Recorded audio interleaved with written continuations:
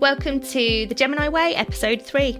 Today we're meeting with Jack Smith, a former apprentice at Gemini Accident Repair Centres and who now is a multi-skilled technician at Gemini Dudley. Jack gives us an insight into life as an apprentice and life after leaving the army and suffering with PTSD. Be sure to stay tuned until the end as Jack opens up in this episode and is quite vulnerable.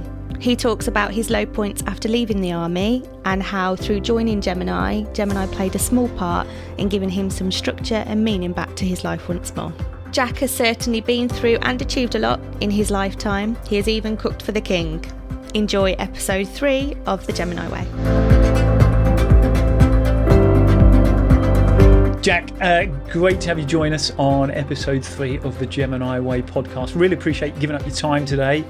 Thank you very much for joining us. So give us a little bit of an insight into yourself at the moment. So I'm currently at Dudley site. I'm a multi-skilled vehicle technician, so I can do all 3 jobs throughout the process. My main key at the moment is panel beating. So I like taking off panels and putting them back on, that type of stuff. So yeah. So do you fall into the panel versus paint debate? You firmly sit in the panel? Oh yeah, 100% panel. Right, okay. So, yeah. I know how vehement that battle can be in the workshop. Yeah, it's still going on now. It's a battle that keeps on going on and on and on. Good stuff, that's what we like to hear. And last time our paths crossed were at the Gemini Awards, where you were picking up a special mention trophy, was that right? Yeah, so last year I was given a multi-skilled effort and attitude reward that obviously I had from yourself and Dave Sargent. That was just basically my attitude and my effort throughout my apprenticeship at Gemini, so yeah. Excellent. And again, I suppose backtrack a little bit. Tell us about that apprenticeship, what you did, how many years was it over, etc., and what it involved. So I started my apprenticeship in 2018. Obviously just finished now, so it's a 5-year-long apprenticeship. Due to COVID, it pushed it back 2 years. Right. So that was a bit of annoying. But obviously throughout COVID, I was part of the skeleton staff at the Dudley site. There was 4 of us. Because I could do the job from start to finish at a high standard, the manager at the time says, yeah, you come in and you'll be part of the skeleton staff. So we had to get between 3 or 4 cars out a day type of thing. But I was literally getting the jobs in, stripping them, repairing them, getting ready for paint. The painter would paint them, and then I was fitting them back up and valeting and then taking them back to the customers. That was during COVID. Before that, started my apprenticeship in 2018. So my first induction week, week 1, and then obviously carrying it out throughout really. And before the apprenticeship, were you kind of involved with Gemini in any way, shape or form? No. So before Gemini, I worked as a valeter and polisher for a company called Bodycraft. Right. Obviously, then I started working for Gemini, but before that, I was in the military. Okay. So I was a chef in the military. Right. Okay. So tell us more about that then. So it's, I suppose, backtrack. Start at the beginning. When did you go in the military, and what kind of made you take the chef route of a trade? So I joined the military back in 2012. Obviously, before I was a chef, you have to do the basic infantryman's course. So I did 14 weeks at Purbright.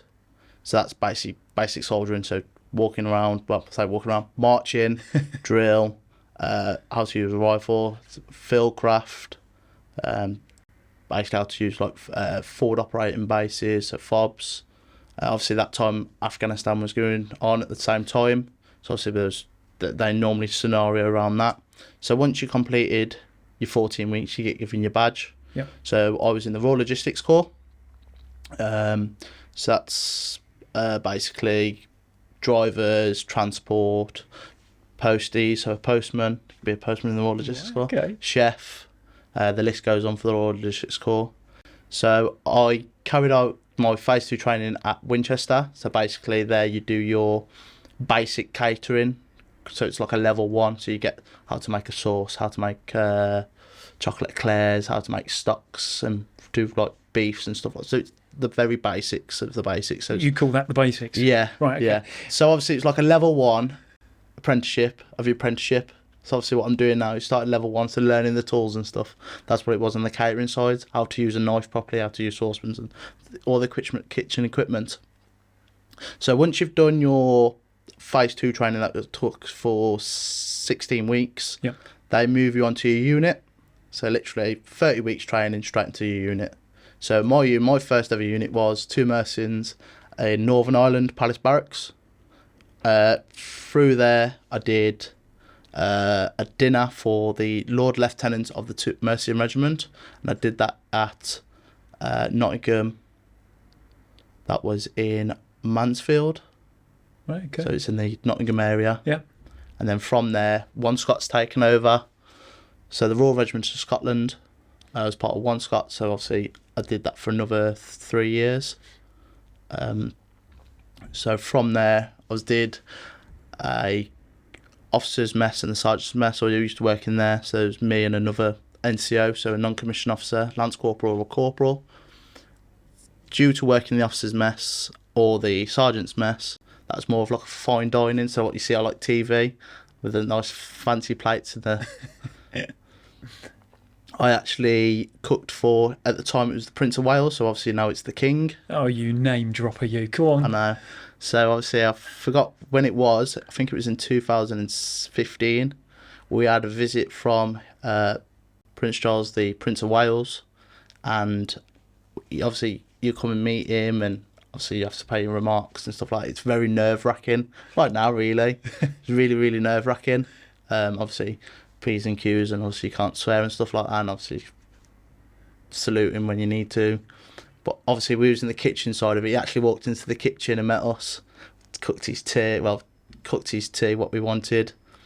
They do like a very presented plate for him. Yep.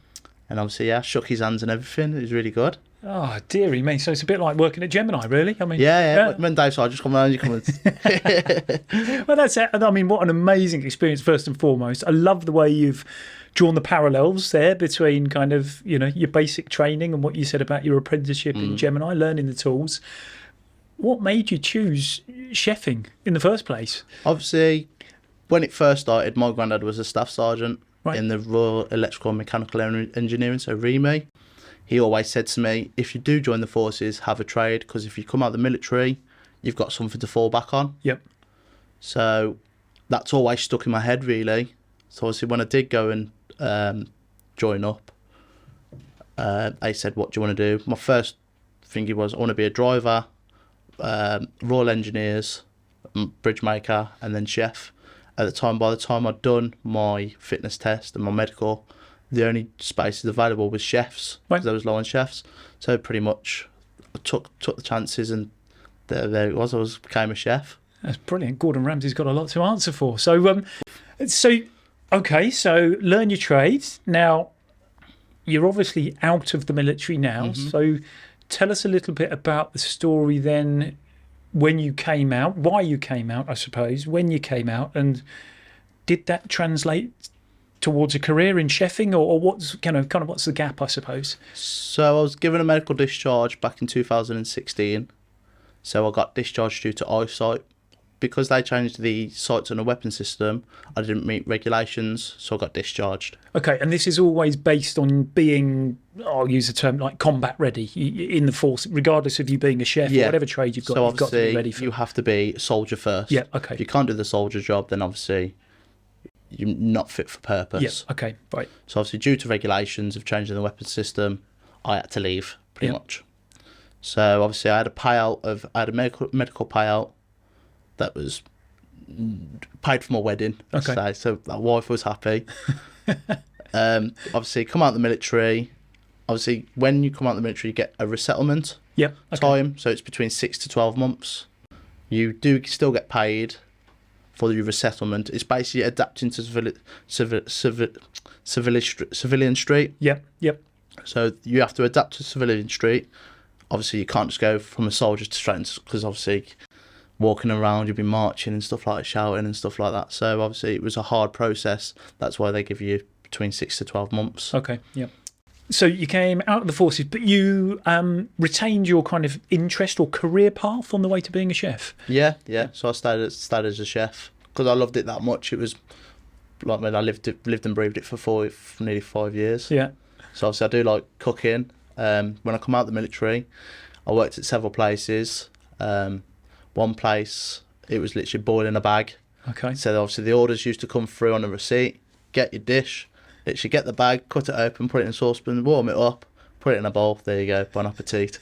Not quite the same glamorous as serving the prince. No, so obviously in the military it's all fresh. Yeah. There's not very much frozen. Okay. Let's say 90% of it was fresh. Even the cakes were fresh. Making fresh gravy, custard, it was all fresh, homemade there and then. And obviously working at another place, I was there for about a week. The head chef decided to put raw chicken in the microwave. Okay. So I literally chucked my stuff at the head chef and says, "You're a disgrace. Like, I'm going. Before something happens, I'm gone. You're going to kill somebody." So, yeah. So that was the end of the chefing career? Pretty much, yeah. I put my knives down and hung them up. Right, okay. So you've just left the army. You're kind of resettling into Civvy Street. Yeah. You've changed career path, or perhaps unsure of which career path you're going down now. What's the next step? What did you do? So obviously looking for work, I did anything really. So I did a lot of cash in hand type of jobs because I was still getting paid by the army. Yep. Because I was still on my resettlement, because obviously it takes between 6, and obviously I knew what I wanted to do. Obviously they want a feedback of what you're doing type of thing. Right. Yep. So pretty much, well, I'm labouring or I'm doing this. So I did labouring my mate because he's got a building. He's a bricklayer by trade, so obviously he needed a labourer for a week or two. So I used to do that. He used to pay me cash in hand, and I thought, I could be in the trade type of thing. No, I couldn't do it. Wasn't for you? No, it was not for me. So then I was actually unemployed for about 3 months. Okay. Obviously I was newly married as well. Yeah, well, yeah, congratulations, by the way. I know it's a few years back now, but yeah, where's your head at this moment in time? Because, married, fantastic, hey, super highlight, but you've just come out of a life you knew very well and was very regimented, for want of a better term. You've kind of come out of that and you're finding your way and back in Civvy Street now. How you feeling about it all? Obviously, at that time I was angry. Right, because obviously I wanted to do full term, 22 years. Yeah. My life was set on it. That's what I wanted to do, retire, maybe open my own restaurant type of thing, right, with obviously the skills of being a chef. My career in the military was to progress throughout, reaching as high as rank as I could. Yep. In the military. Obviously that was cut short from my medical discharge. So literally, when I come out, it's literally, forget this. I'm jobs and stuff like that. I was like, I don't want to do it no more. Okay. So I literally stopped everything, like I said, hanged up the knives, went working for a couple of weeks, and then obviously had a period where I was unemployed, newly married. My missus was working full-time at the time. She was working in a pharmacy, so she knew the signs, like, Jack, you need to go and get a job. It's not good for you. I was heavy on the drink, just drinking, so I was drinking every day. Wow. And obviously that got me, because my brain wasn't being active, it got me into a state where I didn't really care for much. Yeah. Obviously, newly wedded, wife working, me drinking all the time. It wasn't good on our relationship. She's like, I just don't see where we're going to get from this. Obviously, from drinking all the time, that's where I realised something's going on. I called it a blip. Literally at once, drinking, and I've just lost it. It's just like a switch. Wow. Just lost everything. Self-harming, tried to kill myself. So it's very hard to get that side of coming out of the military, getting the civilian life, that structure. When you haven't got it, it's very, very hard. And that progressive sort of downward spiral, if you like, it didn't just happen, but it kind of, over a period of time, knockbacks, job, dead-end jobs. You then got to that point, and the blip, as you call it, the lowest of the low, let's say. The darkest bit in the corner, really. But from that, you've managed to kind of pick yourself up and where you are today. And we're going to come on to that whole sort of story, but what happens at that stage then? What on earth is going on in terms of, people around you, the support that you've got, and yourself? I mean, do you just dust yourself down? I have no experience of it, so this may be very naive questioning from me, but what happens? What's the next step to kind of get you back on track? So when I had my blip, my wife rightly did rung her dad and her mum. It says Jack's basically had a meltdown. He's smashed the bathroom. He's in a worst state I've ever seen him. My father-in-law's reaction was, I was either going to kill ya or I was going to give you a big hug. When I saw ya, it was literally, I'll give you a big hug. So from there, I knew that something wasn't right. Yeah. My family also knew something wasn't right. Yeah. So they pretty much guided me the help. Obviously, with my wife working in the pharmacy, I had the right help for when I needed it. So literally the next day, doctor's appointment, going to speak to literally second to none doctors, and then from there I went and got counselling. Right, yeah. So just spending time talking to people about my problems, obviously talking to my wife, and then we found out that it wasn't more of depression, it was more anger. Right. Because obviously having a career in the military, you'd set your sights on something, you knew where you were going. Big massive goal, and then obviously having it taken away from me. Yeah. It just developed this anger in something. So no matter what medication I was on different medication, it just could not calm the anger inside of me. I was like the Hulk. Well, you didn't turn green, hopefully. No. Okay, good. So, but like, it was that bad. Yeah. Obviously, there was times where I'd flip out, lose my temper. But me and my wife came up with a scenario. I had a panic attack whilst shopping. Did you? Yeah, and I've just literally lost it. Ran through the shopping centre to my car like Usain Bolt. Wow. Got in my car and I was just full of emotions. And my wife says, we need a code word for you. Okay. When you feel like you're going to get to a certain point, then we'll say the word Kadunga. Who, sorry? Kadunga. Okay, yes. So that was my word. So I'd say Kadunga. So if I needed to get out, she'd literally stop what she was doing and then proceed with like breathing techniques and stuff like that, just to try and calm me down. Amazing. See. And I mean, so again, I know this is kind of territory for you. You're openly talking about it, and please tell me if I'm going too far. But that support crew around you, your wife, your family, your close family, the hug rather than the killing. Yeah. Thank goodness it turned out that way. But I mean, amazing. Initially, you've got people around you who care. Yeah, 100%. You've then been directed in the right direction in terms of talking to people, and hats off to you. You've obviously taken the opportunity to do so. You've realised something's definitely not right. What's that sort of period of time then that we're now talking about since the blip to when you get to the point where you think, and again I'll use this term, but you're getting back to normal? So before I had the blip, I did the valeting, as I mentioned earlier, for Bodycraft. Obviously stuff happened and then I went to work for Gemini. Okay. But I had the blip before working for Gemini, so it was in seeing the transfer from Bodycraft to Gemini. Okay, yes. Yeah. So obviously I had my blip just before I started working for Gemini. Obviously going through their process of working for Gemini, I was interested in the application for apprenticeship. Yeah. Obviously, when I had my blip, I was a bit concerned if I would be able to have an apprenticeship, because obviously a lot of people don't know or understand. But literally starting with Gemini, I told them I'm suffering with PTSD. Yeah. That's what I was diagnosed with. Okay. And then from there, it's been second to none with the support throughout my apprenticeship.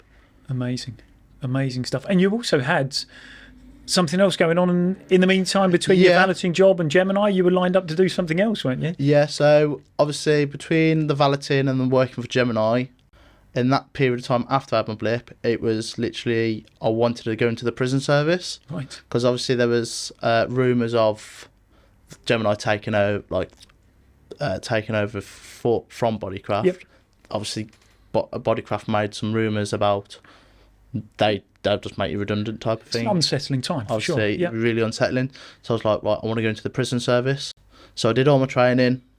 It was weekends. Right. So I actually had my dates for HMP Longmartin to start my prison service.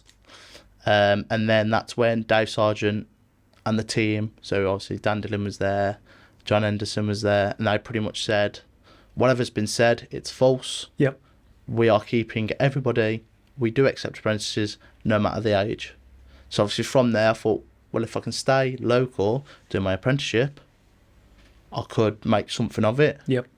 So then I spoke to Dan Dillon and John, and they pretty said, look, I'm really interested, it's something I want to do, but at the time, I'm still doing this journey.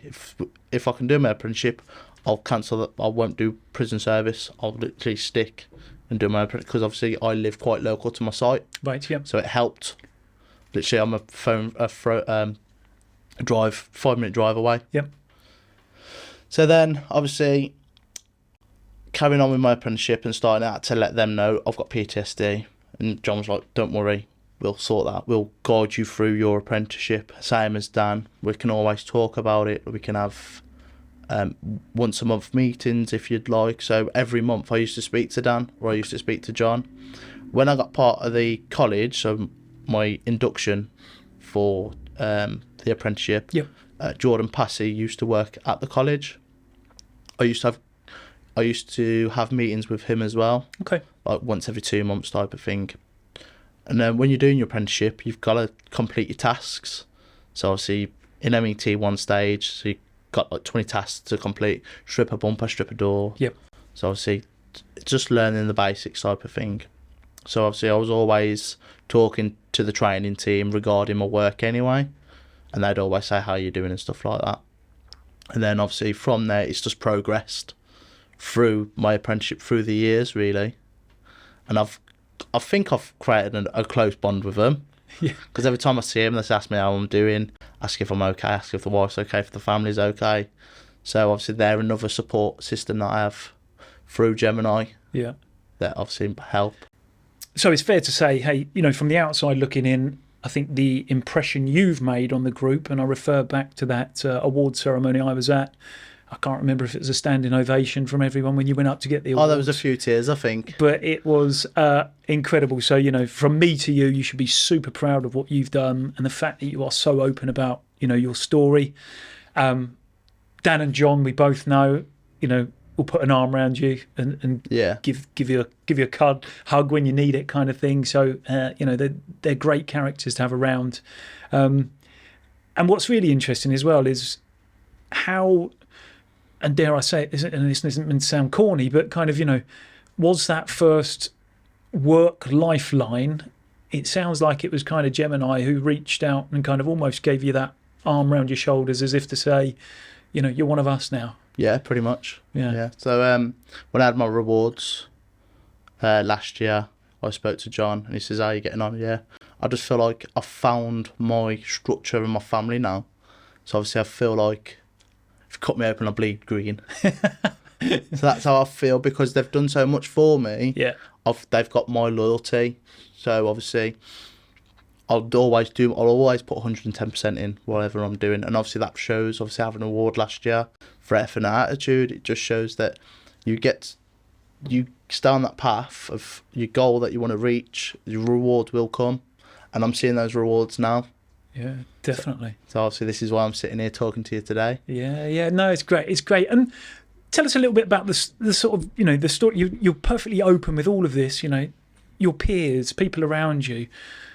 What do they make of your story? I mean, sat here, I think it's remarkable, but, people around you, are they looking for guidance, support? Are you kind of the person, should I say, that people come to now and say, can I talk to you? Or I've had a few saying, it's all right if I talk to you, but it's mainly me doing the talking, because obviously I still want to let them know that I'm still not 100%. Yeah. Like, it's a struggle.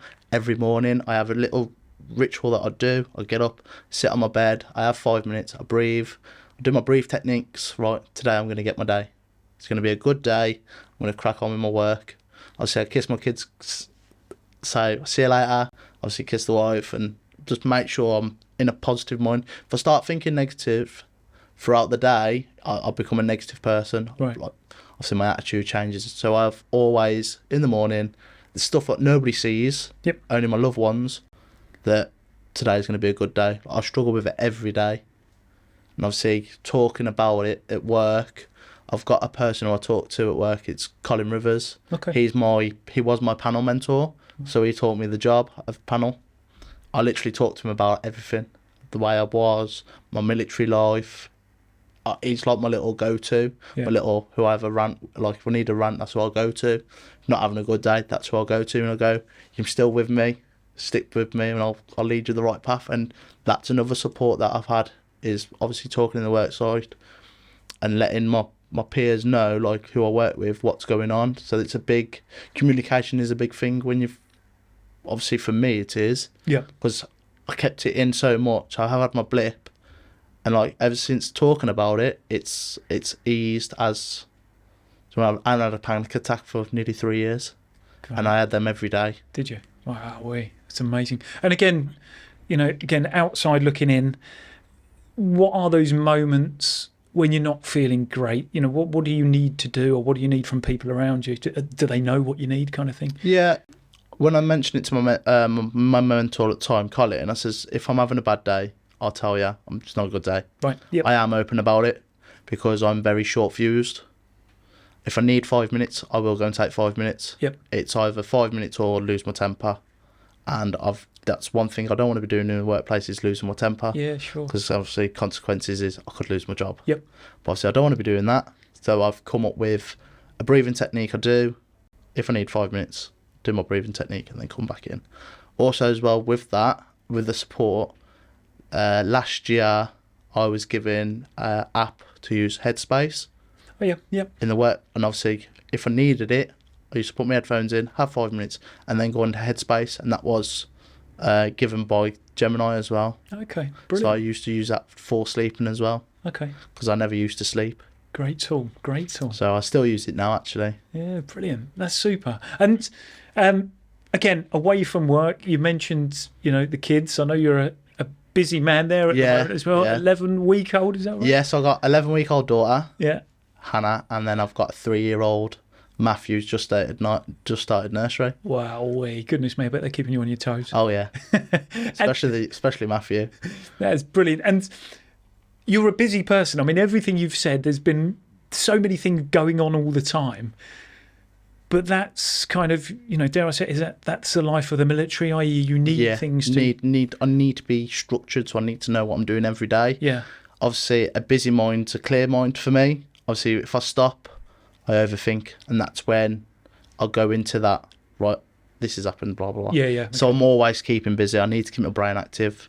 So obviously, another side of it is keeping my brain active. If I've got time, I play golf. Right, okay. So if I can get 18 holes in on a weekend, away from the kids, my little 5 minutes to myself, I'll try to. Yeah. But if not, I volunteer for Army Cadets. Yes, tell us about this bit, because again, this is, 2 nights of your week Yeah. So where you are essentially giving back. And again, from your point of view, what a fantastic thing to do to kind of continue that being part of, the military or uniform in one way, shape or form. So tell us about what you do there. So obviously, it is a military-funded organisation, but it's a youth organisation. So the Army Cadets, I've now been doing since January this year. I've do it on a Tuesday and Thursday. It's for 2 hours at a time. Obviously, because I'm an instructor, I have to be there half an hour before and half an hour after just for the paperwork. Obviously, plan lessons and stuff like that. So I'm in charge of between 30 and 45 cadets. There's 3 members of staff, that volunteers there. So obviously I've got my DC. So detached commander is Staff Sergeant Smith. She's been doing it a couple of years now. Yeah. I've got Sergeant Levy, who's also been doing it the same amount of times, a couple of years. And obviously myself now, that I've just been promoted to a sergeant instructor. Fantastic, congratulations. So obviously this is basically just voluntary. You don't get paid for it. It's given back to the community. So I do it at a school, the Crestwood School in Kings Wimford. Mm-hmm. And we have cadets from 12 all the way up to 18. That's where they age out at 18. Right, yep. So obviously we basically set a structure for them as well. We've got kids that have come from a very, I'd say, rough background. So obviously you have to be careful how you proceed with the children mm-hmm. that have had, like, obviously in the system adopted fostering, stuff like that. And then obviously we've got kids from the council estate. I was from a council estate, so I get that. And then obviously you have kids that are from a better education type side of it. but we treat them all the same. Obviously, being ex-military, I'm a little bit stricter than the other ones. Yeah, you know what it's all about. So yeah, I'll take them for march, and I'm shouting out the orders, and they're like, "Oh no, Sergeant Mr. Smith's taking to drill again." But obviously, it's setting structure for them as well. Yeah. So yeah, I've really enjoyed doing that, and it does take a lot of time. Like on the nights that I parade, I have to make sure my kit's ironed, make sure my boots are polished. So it's a little bit of structure for myself as well, how it works. Yeah. But I really enjoy it. Another great sense of belonging and giving back, and as you say, definitely. Influencing so many people's lives from different demographics as well. I mean, that's the incredible part is that giving back element. So yeah, good on you. So got the golf. Anything else beyond Gemini that kind of entertains you, interests you? Obviously I still cook now and then. Right. Okay. Yes. Back to the chefing. I still like to cook. Okay. Obviously just family time, really. Family time's important. Spend a lot of time out in the woods and stuff. Like I got dogs, so we go like walking. So I got a greyhound and a dachshund. Right. So little and large. So yeah, just that's it really. Just brilliant, great stuff. And future career aspirations? You're kind of doing what you're doing now. Do you look at the bigger picture and think where could you be in a few years' time? How does that sort of pan out in your mind at the moment? So obviously I'm very career driven. Like in the military I was very career driven. With Gemini I am still very career driven. I want to continue my process within the career path of within Gemini. I want to do the training side of it next. Mm-hmm. So when I've got more experience in the workshop, I want to go on to helping the apprentices that have been where I have been and hopefully help them proceed to obviously making good technicians for Gemini. Amazing. And I'm sure that's music to Dave's ears, so hopefully he's listening in. Hope so. It's been wonderful to talk to you to that absolutely amazing tale, and I'm sure anyone listening in will just be wowed by your honesty and what you've kind of told us and declared, and I think it's just it is truly amazing. Inspiration. What we like to round off these podcasts with an inspirational quote or anything that kind of springs to mind. If you said what inspires you on a day-to-day basis? Just keep on going for your goal. If you set a goal, head towards it and just keep on going forwards. Doesn't matter what you go through, just dust it off and pick yourself back up. Obviously the support's out there especially if you work for Gemini, the support is there. So just literally get back up and keep on going forward, really. Amazing. No better way to round off the podcast. No. Brilliant stuff. Thank you very much, everybody, for listening in to the Gemini Way podcast, episode 3. We'll catch you all soon. Yeah, do you know what? I wanted to be in the military. I applied for the RAF once. Oh, I could tell. Cannon fodder. Thanks, buddy. Appreciate it.